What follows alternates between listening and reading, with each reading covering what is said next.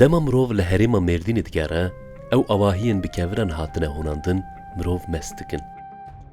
گەه لە ئەیوانێک بەرفرە دبن بێنوەدانێک، گەه دناو دیوارێک لێکریدا دبن نەقش و وێن، گەه لە پیرۆزیە دێرێک ئان مزگەفتێک دبن پەرستکە، گەه لە گۆرستانێ لەبەر سەری مریەک دبن سەباتە تاوی. هەنجاران ژی دناو کاولێن حەزارێ ساڵاندا ڕووی خۆ نیشانی تەواهیە مرۆڤاهیە ددن. ئەv کەڤر کەڤرên midyadê ne. Bi naveke din kevirên Katorî.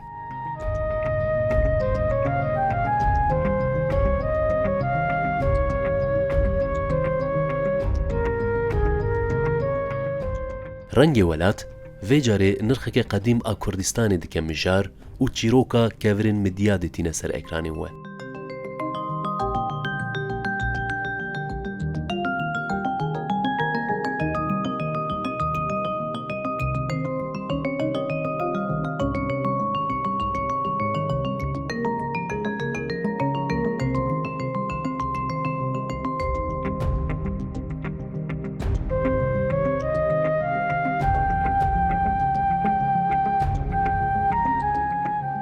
Di jiyana mirovahiyê de hin nirx hene ku li gel derbasbûna sed salan li gel tevî guherînên jiyanî an jî li gel pêşketinên nûjentiyê tu caran taybetiyên xwe wenda nakin.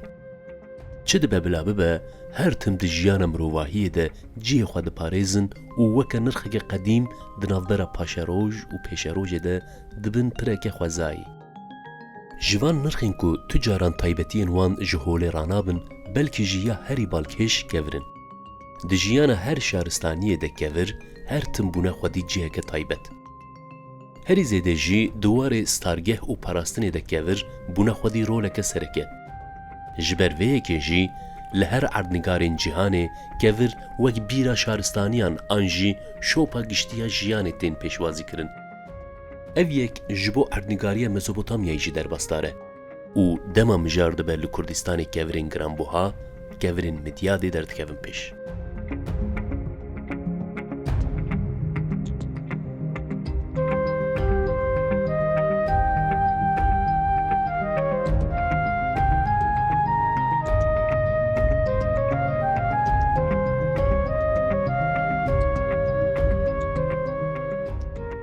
Kevirên midyadê îro li Kurdistanê wek nirxeke qedîm tê pêşwazî kirin. A rast em dikarin bêjin ku taybetiya wê êdî ne tenê bi Kurdistanê sînor e. Nav û dengê wê ji sînoran jî derbas kiriye û di qada navneteweyî de dema mijar dibin kevirên taybet, kevirên midyadê jî di wê lîsteyê de ciyê xwe digire. Kevirên midyadê ya ku gelek caran bi navê Katorî derdikeve pêşberî me, ji ber herî zêde li derdora navçeya midyadê tê derxistin, naveke xwe jî ji vê navçeyê digire. Dema mirov li midyadê û mêrdîna kevnar li kolanan derdikeve meşê, dîtbariya ku kevirên Katorî radixe ber çavan me dixe nav hestên kûr. Li her aliyê bi honandinên cûr be cûr şopên keviran derdikeve pêşberî me. Ev yek jî nîşan dide ku em li bajarê kevirî ne.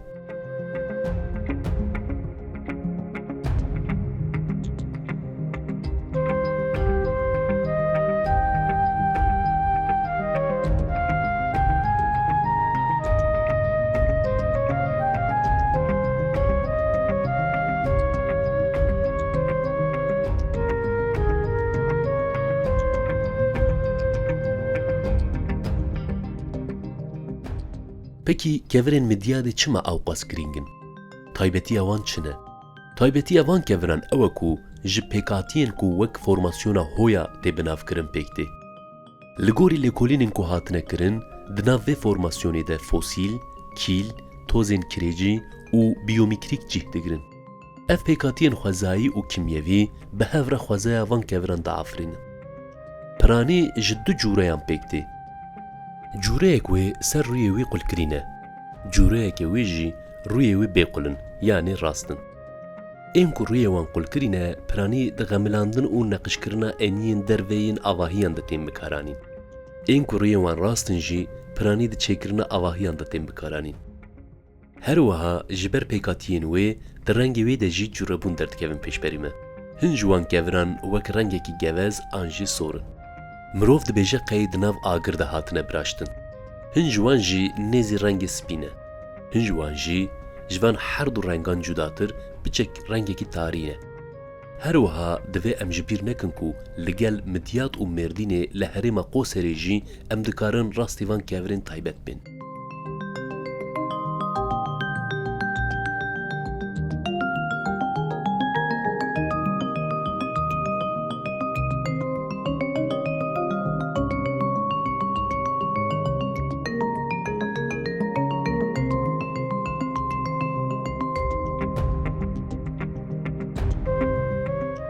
Niha em lê binêrin ku ev kevir çawa tên qewartin û bi kedeke çawa tên honandin. Bêguman wekî her karan honandin û xemilandina van kevirên taybet jî ne karekî hêsan e. Ji bo vê pêdivî, ked û sebreke mezin heye. Her wiha ya herî girîng jî ew e ku her kes nikare van kevirên taybet bi dilê xwe biqewêre an bihone. Ji bo vê pêdivî bi hosetiyeke baş heye.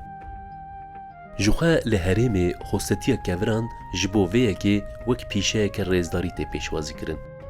Di demên kevin de li herêmê gelek hosteyên keviran hebûn. Avakirina midyadê û mêrdîna kevin jî di dema van hosteyan de pêk hatiye. Tê gotin ku hosteyên herî pispor jî Suryanî û Êrmenî bûne. Lêbelê piştî ku ji her sedemên siyasî gelên Suryan û Êzidî bi darê zorê dikevin rêyên koçberiyê, kevirên midyadê jî hosteyên xwe yên esasî wenda dikin. Sal bi sal hejmara wan hosteyên pispor kêm dibe û îro jî asta ku hatî jimara wan ber bi tunebûnê ve diçe.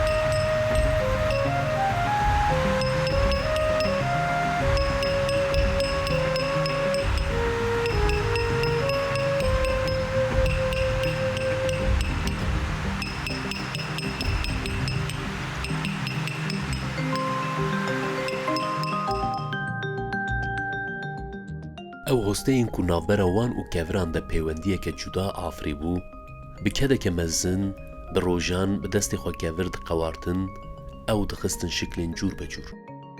Ji ber di wan demên kevin de makîneyên jêkirinê tune bûn, her kar bi destan dihatin kirin. Karên wekî neqşkirin, ên ku xebateke taybet jî dixwestin, dîsa bi destan pêk dihatin. Kevirên mezin yek bi yek keda hosteyan piştî ku dihatin jêkirin, li gorî xwestekan dihatin honandin. Îro dema mirov li kevirên ku hatine bikaranîn dinêre, ew hostetiya ku hatiye meşandin baştir xuya dike. Bi taybet li ser kevirên ku hatine qewartin, nivîs, şikil, wêne an jî sembolên ku cih digirin pisporiya wan hosteyên keviran nîşanî me didin.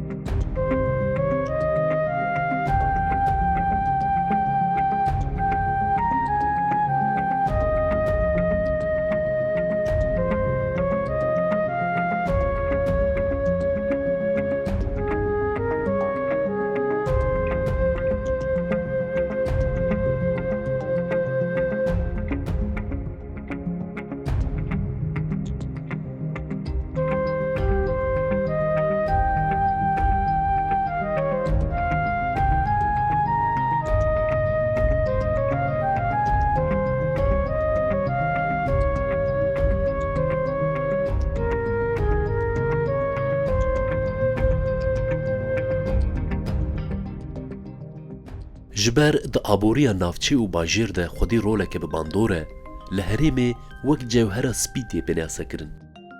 Bi rastî jî ev gotin ne gotineke ewqas mezin kiriye. Lewre dema mirov li midyad û mêrdînê derdikeve meşê, di beşek mezin a mîmariya navçe û bajêr de ev kevir derdikevin pêşberî mirov.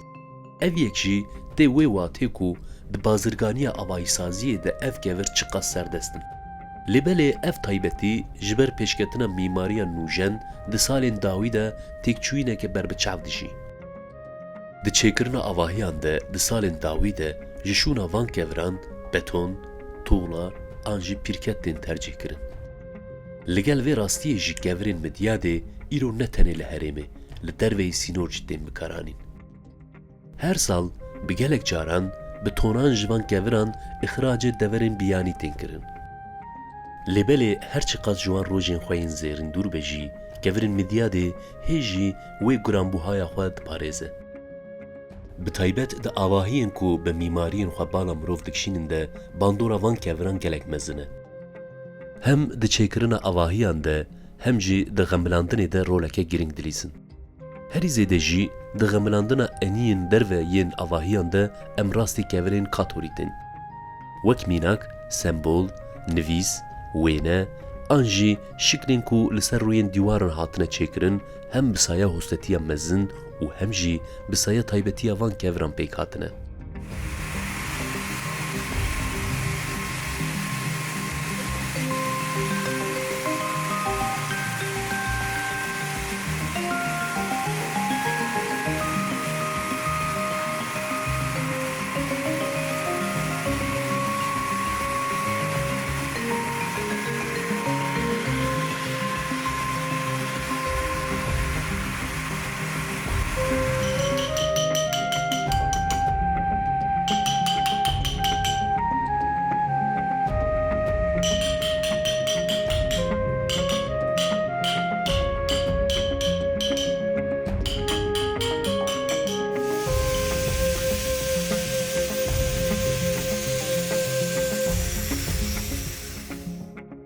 Ev kevirên ku bi sedan salan bi destê hosteyan hatin honandin, di sed sala 21 de herî zêde li kargehan ji aliyê makîneyan ve tên hilbirîn. Êdî ji şûna dengê çakûçên hosteyan, dengê makîneyan tê. Îro li herêmê zêdetirî 30 kargeh an jî atölyeyên piçûk ên ku van keviran çêdikin hene. Kevirên ku ji kargehan derdikevin di çêkirina malan, qonaxan, goristanan, kanî û carna jî peykeran de tên bikaranîn.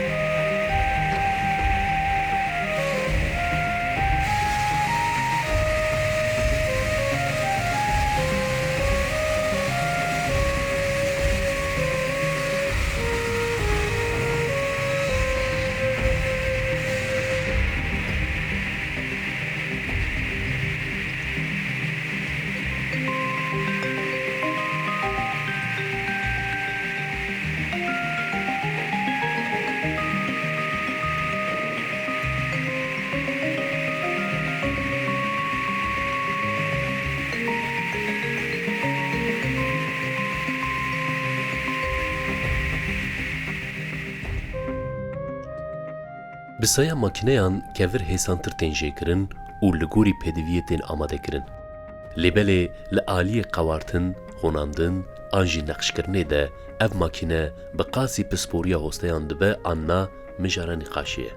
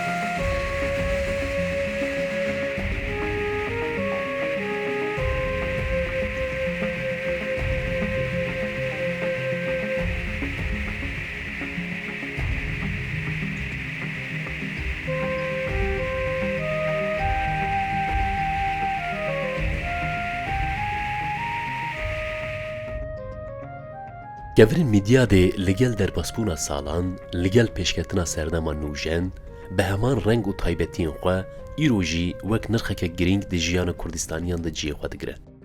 Ev yek wê heya kengî bi domene diyar e. Lêbelê ji rengê ku dide jiyana mirov kevşek û em ê hê demeke dirêj cih bidin vê nirxa qedîm.